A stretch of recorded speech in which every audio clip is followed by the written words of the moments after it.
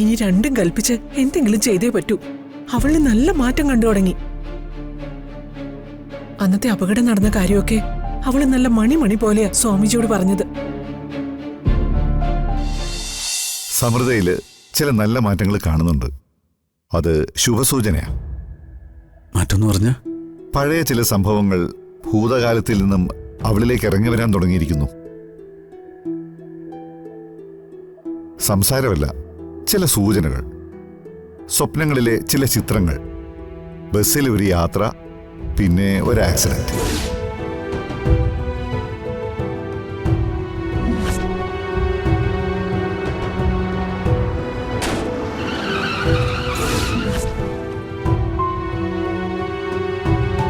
ചിലപ്പോൾ അത് അവളുടെ വിധി മാറ്റിമറിച്ച ആക്സിഡന്റ് ആവാം.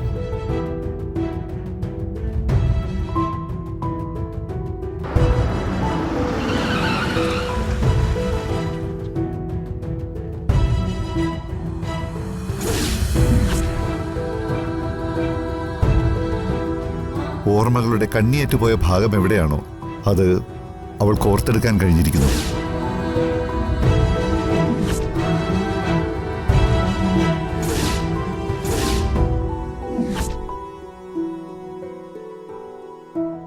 ഇനി ഓരോന്നായി ഓർമ്മകൾ അവളിലേക്ക് തിരിച്ചു വരും.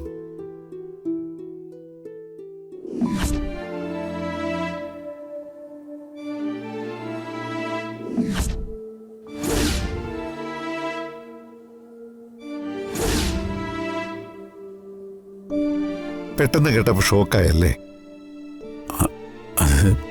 ഇപ്പൊ സന്തോഷായില്ലേ?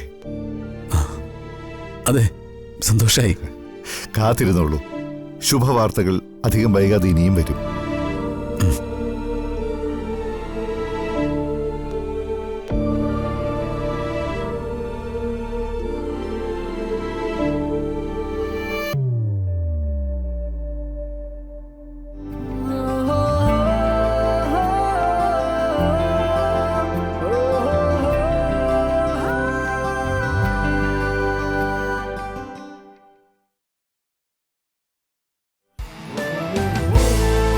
അമ്മേ, അമ്മേ,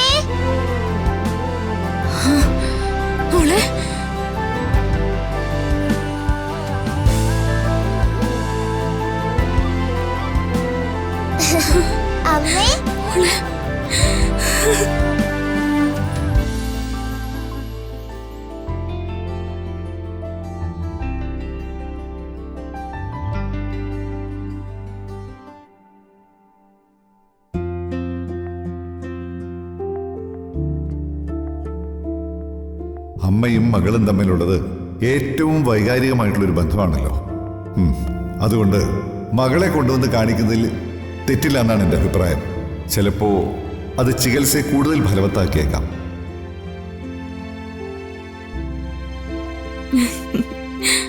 അയ്യോ, മോളുടെ നെറ്റിയിൽ എന്താ പറ്റിയേ? സ്റ്റെപ്പിന്ന് വീണതാ. അയ്യോ മോളെ, ഗൂഗിൾ മോളുടെ നെറ്റി ഇത് കണ്ടോ? എന്താ പറ്റിയേ? തന്നെ ഉടനെ കാണണമെന്ന് പറഞ്ഞ് ശിശിരോട് ബഹളം വെച്ചു. കൊണ്ടു കാണിക്കാമെന്നൊക്കെ ശിശിര പറഞ്ഞതാ. അപ്പൊ അത് പറ്റില്ല, രാത്രി തന്നെ കാണണം, ഞാൻ ഒറ്റയ്ക്ക് പൊക്കോളാം എന്നൊക്കെ പറഞ്ഞ് മുറിയിൽ നിറങ്ങി ഓടിക്കളഞ്ഞ്. അപ്പോ സ്റ്റെപ്പ് തെറ്റി വീണതാ. ഭാഗ്യത്തിന് ഇത്രേ പറ്റിയുള്ളൂ. എന്റെ പൊന്നു മോളെ,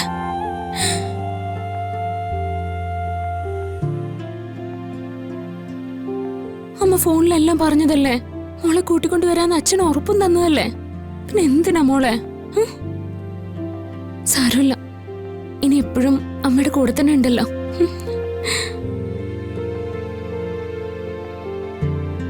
വാ.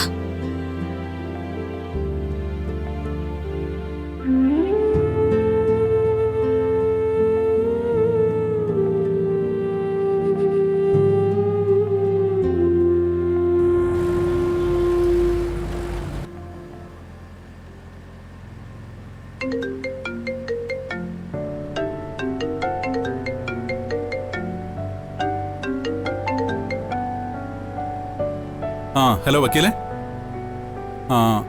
വൺ സെക്കൻഡേ.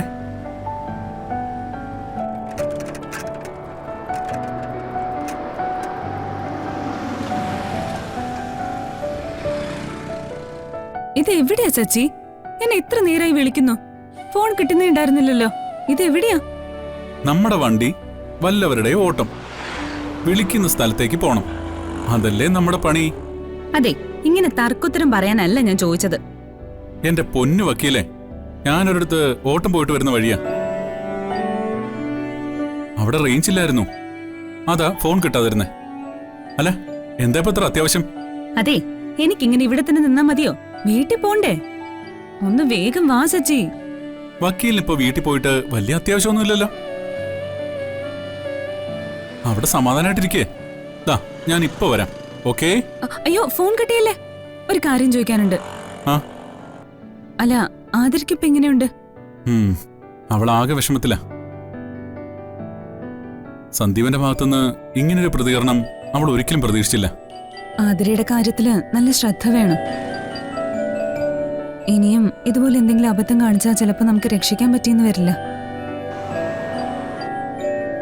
എനിക്ക് അവളെ ഒന്ന് കണ്ട് സംസാരിക്കണം സച്ചി. സമയം പോലെ വക്കീലൊന്ന് സംസാരിക്കേ, അങ്ങനെങ്കിലും അവക്കൊരാശ്വാസം കിട്ടട്ടെ. ആ, അല്ല, ആശ്രമത്തിലെ കാര്യം കണ്ടുണ്ട്. ഗോകുൽ സാറിന്റെ ഭാര്യയുടെ ട്രീറ്റ്മെന്റിന്റെ വിവരങ്ങൾ എന്തെങ്കിലും കിട്ടിയോ? അതൊക്കെ നന്നായിട്ട് നടക്കുന്നുണ്ട്.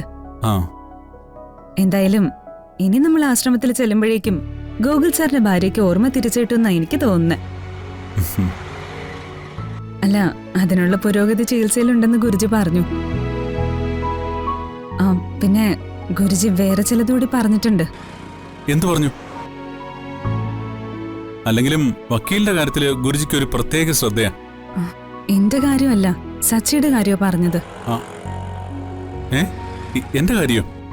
അതെ, സച്ചിയുടെ കാര്യം തന്നെ. അടുത്ത തവണ ചെല്ലുമ്പോ സച്ചിക്ക് ഒരു ചരട് ജപിച്ചു തരാന്ന് ഗുരുജി പറഞ്ഞു. അല്ല, എനിക്കെന്തിനാ ചരട് ജപിച്ചേരുന്നേ? എടോ, താൻ വിചാരിക്കുന്ന പോലെ എനിക്ക് അങ്ങനെ അപകടം ഒന്നും വരത്തില്ല. അത്രയ്ക്ക് ആത്മവിശ്വാസം ഒന്നും വേണ്ട. ഒരു അപകടം വരാൻ അധികം സമയമൊന്നും വേണ്ട. അതിനു മുമ്പ് ഗുരുജിയുടെ കയ്യിൽ നിന്ന് ഒരു ചരട് ജപിച്ച് കെട്ടിയേ പറ്റൂ. അത് കയ്യിലുണ്ടെങ്കിൽ ഒരു അബദ്ധം സച്ചിയെ തൊടില്ല. നോക്കാം. സൂക്ഷിച്ചു വന്നാ മതി കേട്ടോ. ഞാൻ ഇവിടെ തന്നെ നിൽക്കാം. ശരി വക്കീലെ. ഈ വക്കീലിന്റെ ഒരു പേടി.